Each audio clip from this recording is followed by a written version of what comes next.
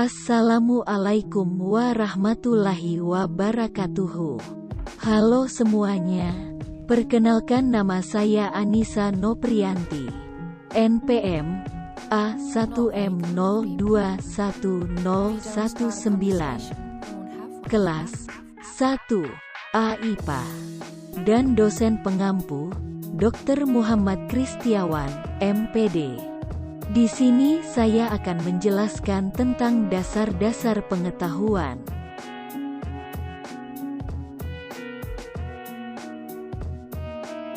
Definisi pengetahuan. Pengetahuan adalah suatu istilah yang digunakan untuk mengatakan apabila seseorang mengenal tentang sesuatu.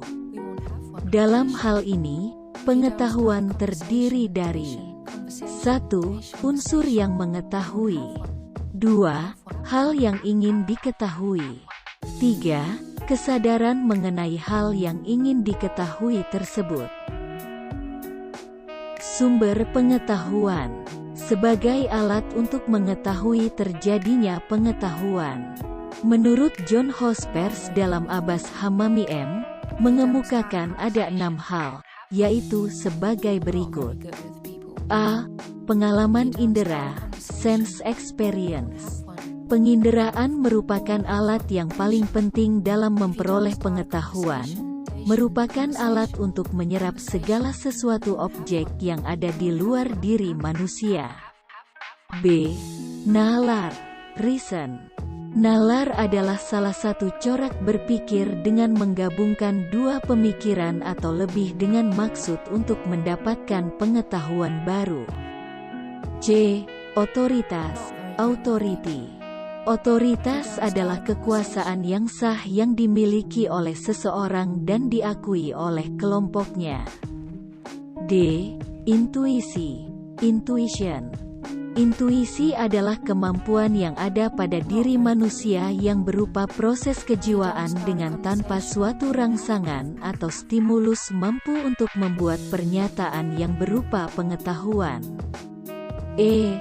Wahyu, revelation.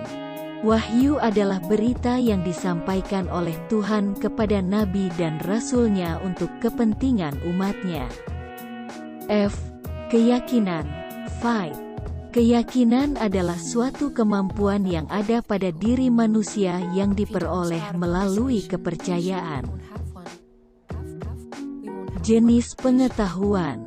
Di dalam kehidupan manusia dapat memiliki berbagai pengetahuan dan kebenaran. Burhanuddin Salam mengemukakan bahwa pengetahuan yang dimiliki manusia ada 4, yaitu 1. Pengetahuan biasa. 2. Pengetahuan ilmu. 3. Pengetahuan filsafat. 4. Pengetahuan agama. Penalaran dan logika.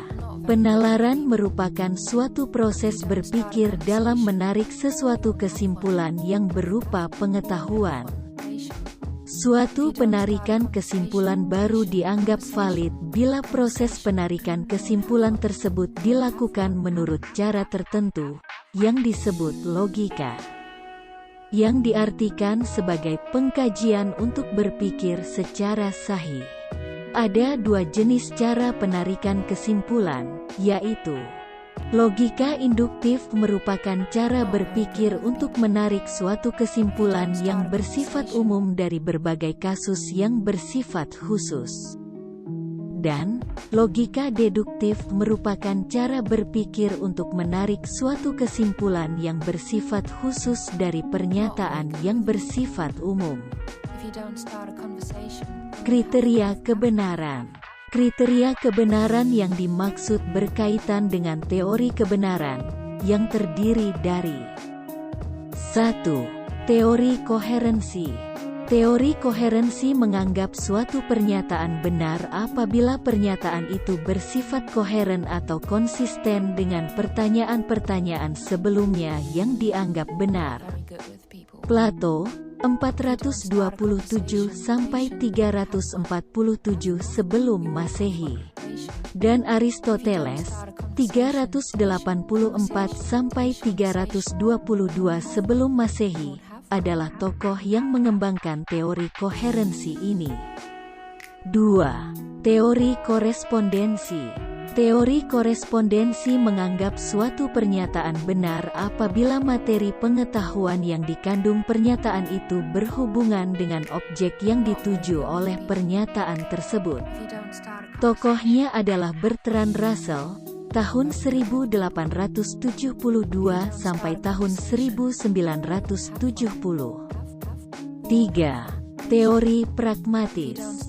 Teori pragmatis menganggap suatu pernyataan benar apabila pernyataan tersebut bersifat fungsional dalam kehidupan praktis.